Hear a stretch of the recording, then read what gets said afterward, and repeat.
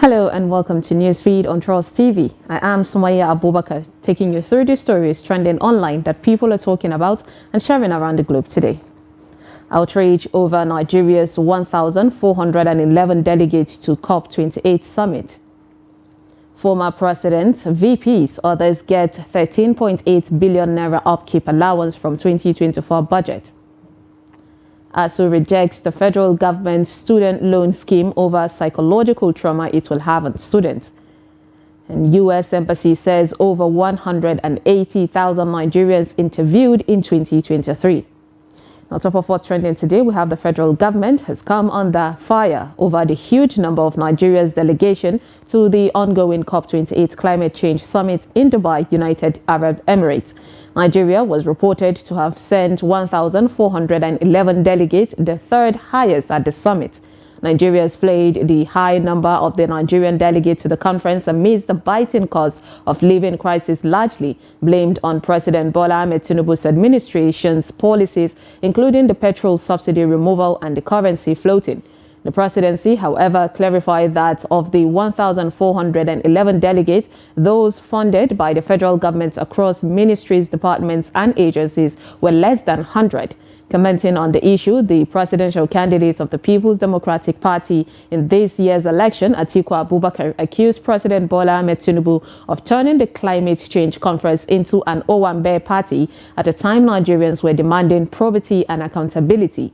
Atiku, in a statement on Sunday, December 3rd, by his media advisor, Paul Ibe, alleged that Tinubu neither understands nor appreciates the enormity of the economic ruin that the country is facing. In the same vein, the presidential candidates of the Labour Party in the 2023 elections, Peter Obi, described the large number of Nigeria's contingents as a waste of resources. In a post on his X handle, he said the vast majority of the Nigerian delegates were either non-relevant civil servants or relations, friends and hangers of the high government officials, most of whom hardly understand or have anything to do with climate change.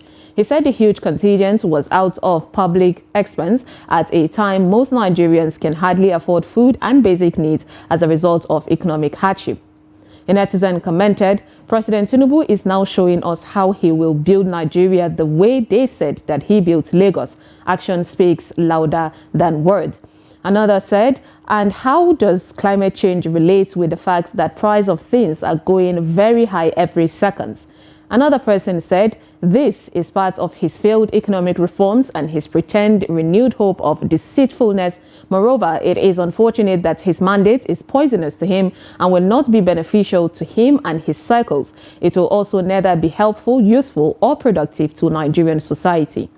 Next on what's trending, we have the federal government has set aside about 13.8 billion naira for the maintenance of former presidents, vice presidents, chief of states, chief of general staff, retired heads of service, permanent secretaries, and retired heads of government agencies and parastatals in the fiscal year 2024. The beneficiaries include the former President Olusegun Obasanjo, Goodluck Jonathan, and Muhammadu Buhari, as well as ex-Vice President Atiku Abubakar Namadi Sambo and Professor Yemi Osibanjo. Ex-military heads of state General Yakubu Gowon, General Abdulsalami Abubakar, General Ibrahim Babangida, and a former Chief of General Staff, Commodore Ebitu Ukiwe, retired, and to gain from the windfield of this. In addition, 1 trillion naira has been set aside for public service wage adjustments for government ministries, departments and agencies, including arrears of promotion and salary increases, as well as payments of severance benefits and minimum wage related adjustments.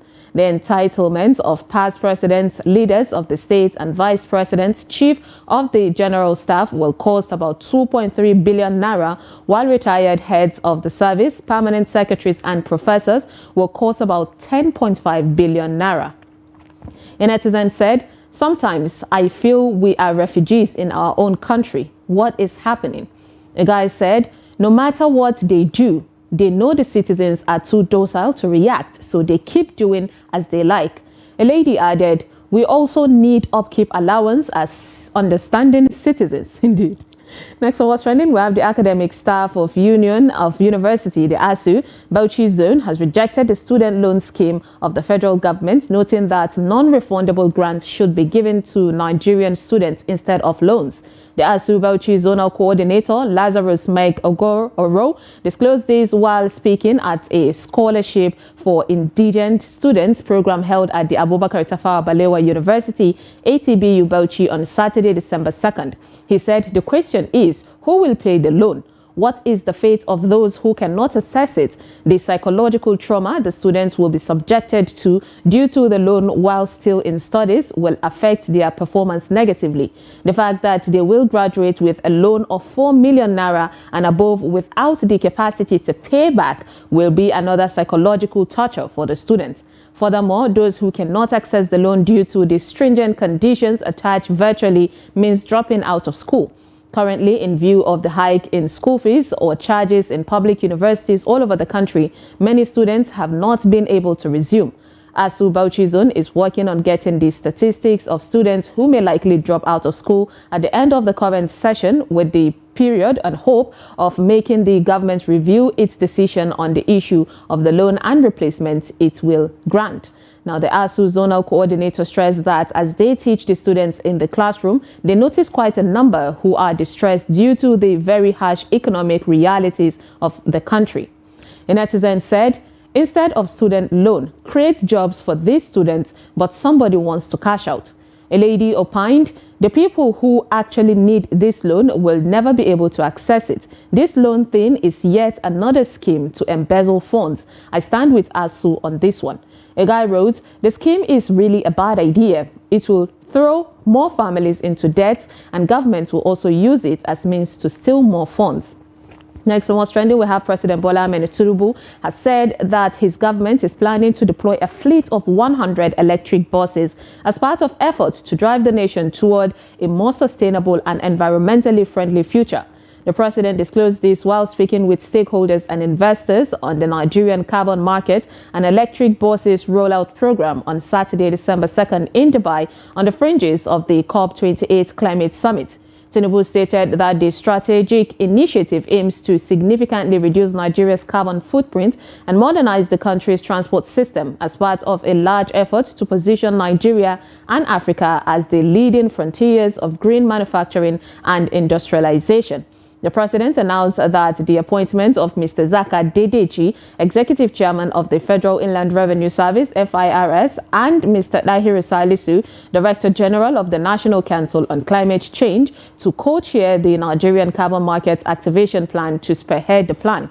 According to the statement by his spokesman, Ajiri Ngalale, Tinubu said this initiative stands as a testament to our dedication to environmental stewardship as clearly exemplified through our collaboration with the African Carbon Market Initiative. A netizen commented, that electric bus cannot survive Third Mainland Bridge traffic. Where will they charge it? Another person said, where will they charge it? The biggest problem Nigeria needs to solve is the power issues, not electric buses. Someone else said, an oil-producing state approving electric cars just so you could receive grants for encouraging climate change. Those electric buses wouldn't be produced by Innocent Motors, but some unknown Chinese automotive makers. When are we going to have people with brains making favorable policies for Nigerians? Now let's take a short break, and when we come back, you will see some new tactics that some bad Nigerians have developed.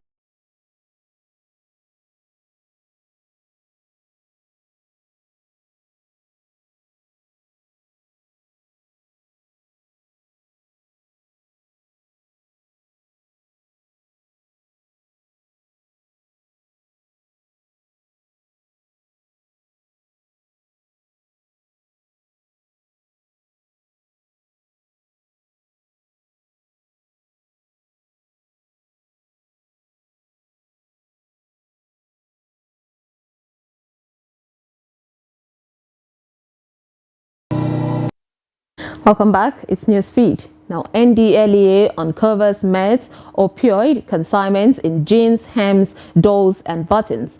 a crooked attempt by drug syndicates to export illicit substances, including various quantities of methamphetamine and opioids concealed in hems of new jeans trousers, dolls, buttons, local soap, and tins of Milo beverage to Europe, United Arab Emirates, and Asia have been thwarted by operatives of the National Drug Law Enforcement Agency, the NDLEA, at some courier firms in Lagos.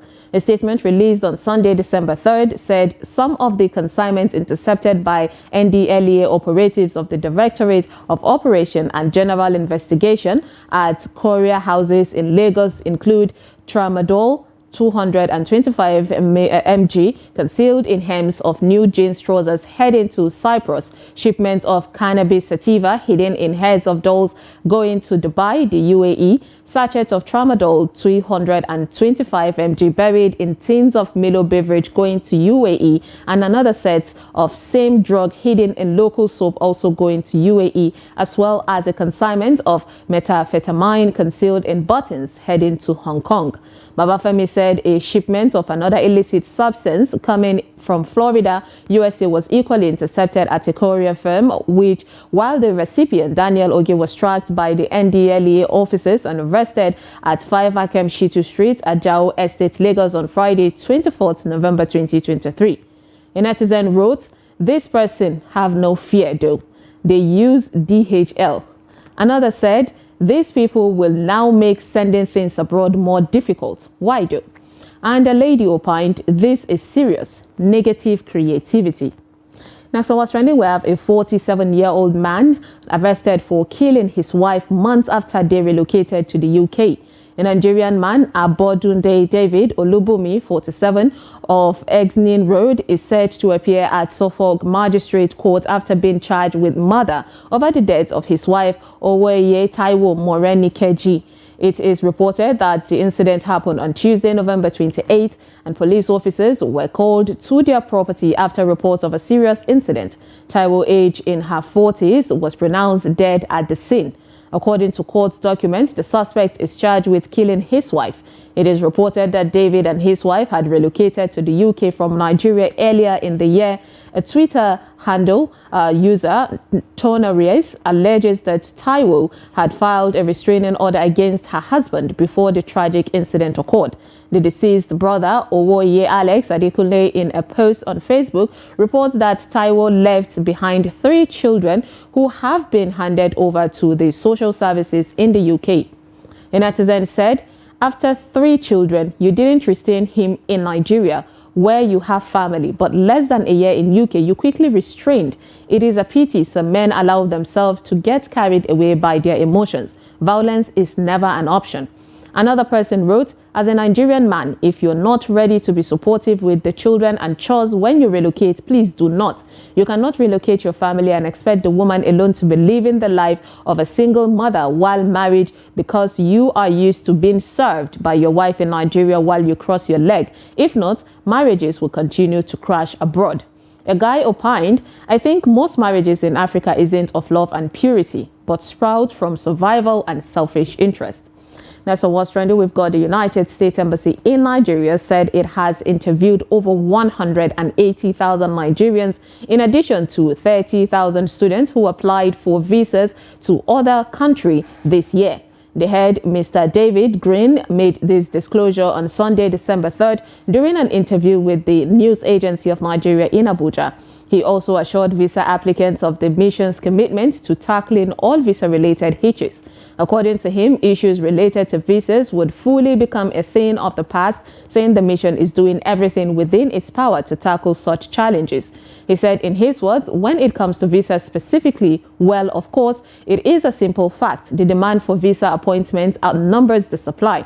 So those appointments are available and we are doing everything that we can do to address that gap. What folks do not know is this year, we have interviewed more than 150,000 Nigerians. He added, this is an addition to about 30,000 students. Hundreds of thousands of students have had the opportunity to seek visas from the US.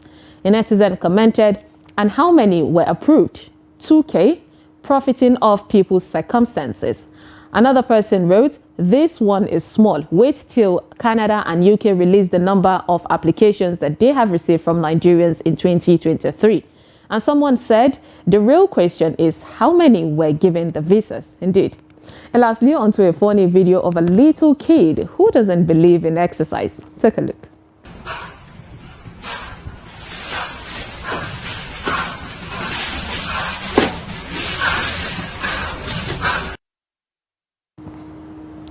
It's like, no, I'm going to just sit down here and relax. And that is all on Newsfeed on Trust TV. Follow us and subscribe to all our social media platforms: Facebook, YouTube, Instagram, and X. Bye.